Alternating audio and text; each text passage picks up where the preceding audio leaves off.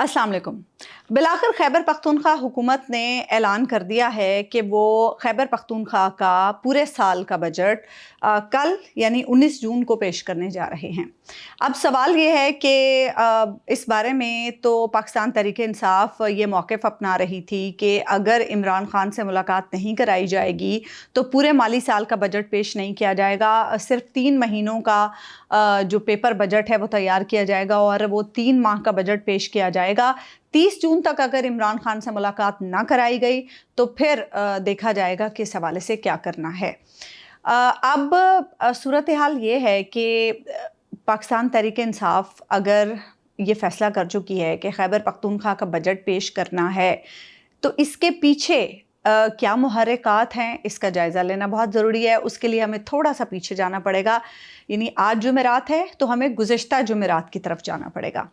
गुज़श्ता जुमेरात को जी पेशावर से सीनियर सहाफ़ी हैं यासिर हुसैन, उन्होंने अपने ट्विटर हैंडल पर ये लिखा कि जुमेरात के रोज़ ख़बर चली थी कि इमरान खान साहब को पिम्स अस्पताल ले जाया गया और उसके बाद हमने देखा पाकिस्तान तहरीक इंसाफ के कुछ लोग जो थे, जिनमें शाहिद खटक थे, मिशाल यूसुफजई थी और कुछ और लोग थे, वो पहुंच गए जी पिम्स अस्पताल, लेकिन बैरिस्टर गौहर वहाँ पर नहीं थे। और यही चीज़ मेंशन की यासिर हुसैन ने अपनी ट्वीट में। उन्होंने कहा कि इमरान खान साहब को जेल से निकाला गया, लेकिन पिम्स में पीटीआई क़यादत पहले पहुँच गई, लेकिन इमरान खान साहब तो पिम्स नहीं पहुँचे। उन्होंने कहा इमरान खान साहब को निकाला गया है जेल से, ये बात ठीक है, लेकिन उन्हें कहीं और ले जाया गया। अब और बैरिस्टर गौहर भी पिम्स नहीं पहुंचे, यानी बैरिस्टर गौहर भी बाकी रहनुमाओं के साथ मौजूद नहीं थे, हो सकता है वो भी कहीं और हो। उसके बाद जी असद तूर साहब ने एक खबर दी। असद तूर साहब ने अपने व्लॉग में कहा कि इमरान खान को जुमेरात को अडियाला जेल से निकाला गया, मकसद मुलाकात कराना ही था, लेकिन जब ये खबर लीक हो गई तो पीटीआई ने जुनैद अकबर, मिशाल यूसुफजई और शाहिद खटक को पिम्स भेज दिया ताकि मीडिया की तवज्जो जो है वो वहाँ पर मरकूज़ रहे। असल में खान साहब को कहीं और ले जाया गया जहाँ उनकी बैरिस्टर गौहर से मुलाकात हुई है। और फिर असद तूर ने यह भी कहा कि इस मुलाकात में कुछ ऐसी पेशरफ्त हुई है जिसकी वजह से सुप्रीम कोर्ट में खान साहब की दरख्वास्तें जो हैं वो मुकर्रर हुई हैं। आज सुप्रीम कोर्ट में समाअत भी हुई, वो आप लोगों ने देख लिया। अच्छा जी, असद तूर साहब ये खबर देते हैं। उसके बाद नईम अशरफ भट्ट साहब ने भी अब से कोई तकरीबन 20-22 घंटे पहले, यानी गुज़श्ता रात आप कह लें या दिन, मतलब गुज़श्ता रात में किसी वक्त, उन्होंने ये ट्वीट किया है कि चंद रोज़ कबल 11 और 12 जून की दरमियानी शब खान साहब को जब सब लोग खान साहब का इंतज़ार कर रहे थे कि उन्हें पिम्स लाया जाएगा, यह हो सकता है अल शिफा इंटरनेशनल अस्पताल इस्लामाबाद में लाया जाए, जब सब लोग वहाँ, यानी मीडिया और उनकी पार्टी के लोग जब इन 2 जगहों पर खान साहब का इंतज़ार कर रहे थे, तो खान साहब को अडियाला जेल से निकाल कर अल शिफा आई अस्पताल पिंडी में लाया गया, जहाँ उनकी अहम मुलाकात हुई है। अब 3 सहाफ़ी इसके बारे में रिपोर्ट कर रहे हैं। यकीनन तीनों के अपने अपने ज़राए होंगे और तीनों में कदर मुश्तरक एक ये है कि खान साहब को अडियाला जेल से निकाला तो गया है और जुमेरात की रात ही निकाला गया है। यानी तीनों का मुश्तरका जो पॉइंट्स हैं, जुमेरात, अडियाला से निकलना और कहीं और लेके जाना, यानी पिम्स नहीं गए, अल शिफा इस्लामाबाद नहीं गए, कहीं और गए हैं।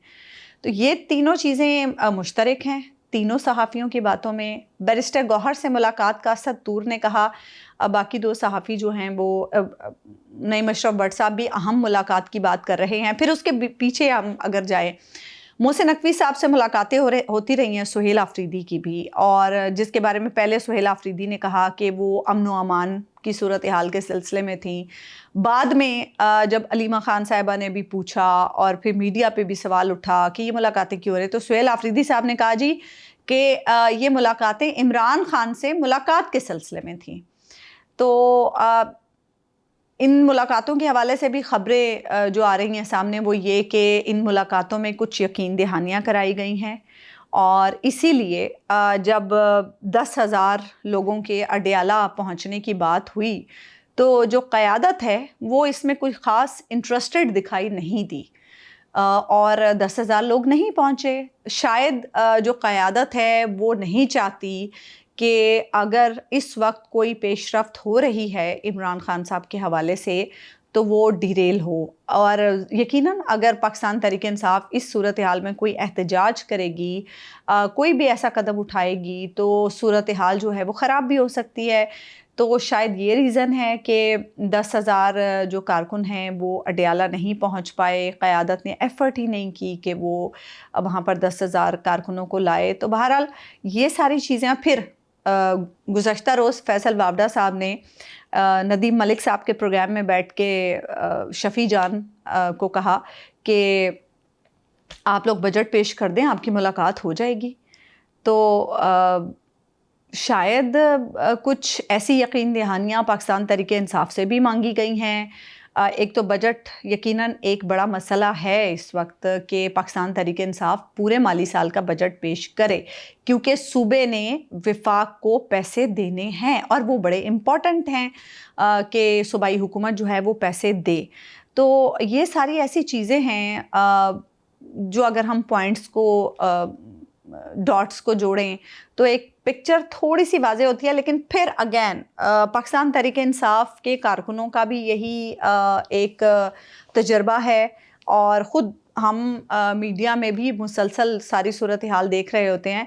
پچھلے کچھ عرصے میں پاکستان تحریک انصاف کو جب یقین دہانیاں کرائی گئی ہیں، کسی بھی اہم موقع پہ جب پاکستان تحریک انصاف کی ضرورت پیش آئی کہ یہاں پر پاکستان تحریک انصاف تھوڑا تعاون کر لے، تو اس وقت پاکستان تحریک انصاف کو ایسی یقین دہانیاں کرائی گئیں، کائنڈ آف ٹرک کی بٹی کے پیچھے لگایا گیا، اور اس کے بعد جب کام ہو گیا تو پھر پاکستان تحریک انصاف کو اٹھا کر سائڈ پر کر دیا گیا۔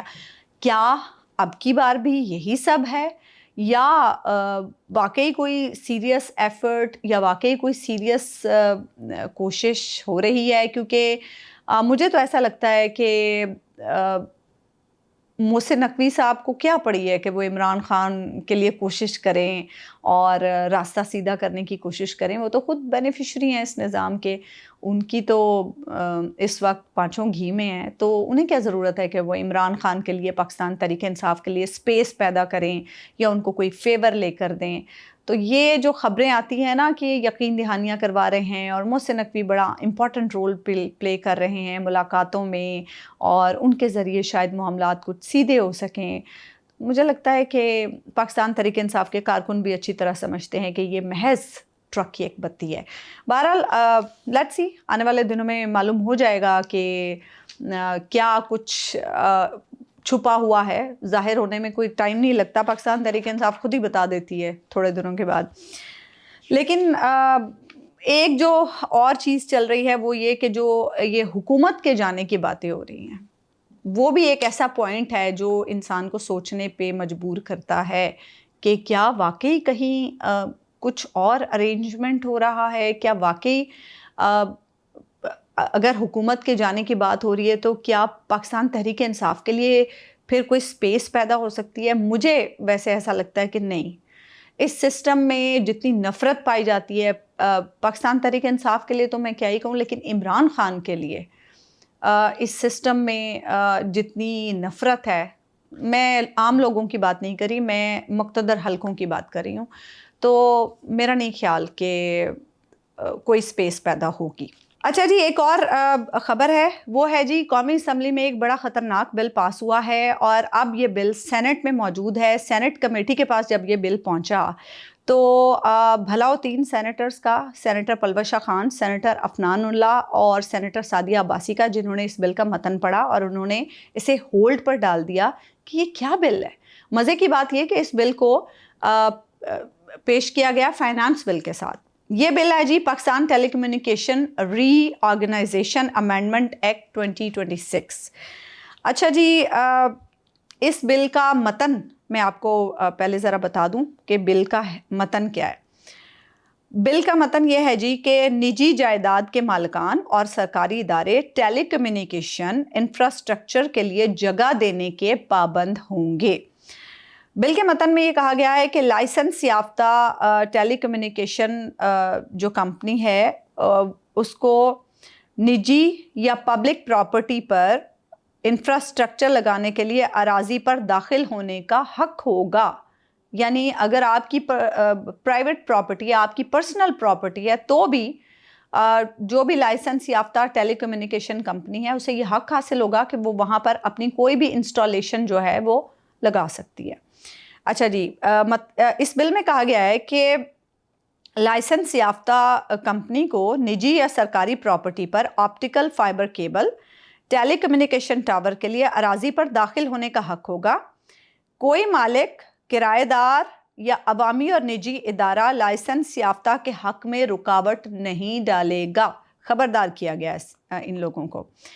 अच्छा जी, उसकी जो प्रोसीजर होगा वो क्या होगा? प्रोसीजर ये होगा जी कि लाइसेंस याफ्ता पहले मुतल्लिका अराजी के मालिक या किराएदार से मर्जी हासिल करेगा। मालिक या किराएदार का जवाब ना मिलने पर 15 दिन के बाद वो यकीन दहानी कराएगा। अच्छा जी, पब्लिक अथॉरिटी से 30 दिन तक जवाब ना मिलने पर उसे रजामंदी तस्वुर किया जाएगा। यानी वो हम कहते हैं ना, खामोशी जो होती है वो नीम रजामंदी होती है। यानी अगर वो जवाब नहीं देता तो इसका मतलब है कि वो राज़ी है और आप जाएं और अपनी इंस्टॉलेशन कर लें।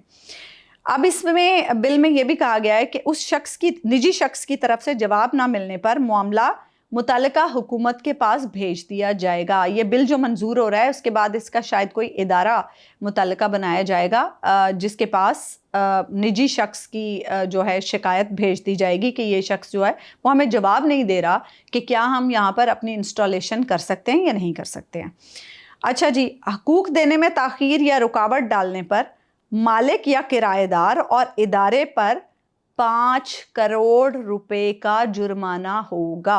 इतना बड़ा जुर्माना रख दिया गया है। यानी आपकी अपनी जायदाद भी आपकी अपनी नहीं है, उस पर कोई भी आके कह सकता है कि जी मुझे तो आपके लॉन में एक टावर लगाना है या मुझे आपके लॉन से फाइबर केबल बिछानी है और 30 दिन का वक्त है आपके पास या 15 दिन का वक्त है, सोच लें और मुझे बता दें कि जो भी आपने मामलात, माली मामलात उस कंपनी से तय करने हैं। अगर आप इनकार करेंगे तो 5 करोड़ का जुर्माना देना होगा और यानी इकरार के अलावा आपके पास कोई चारा नहीं होगा।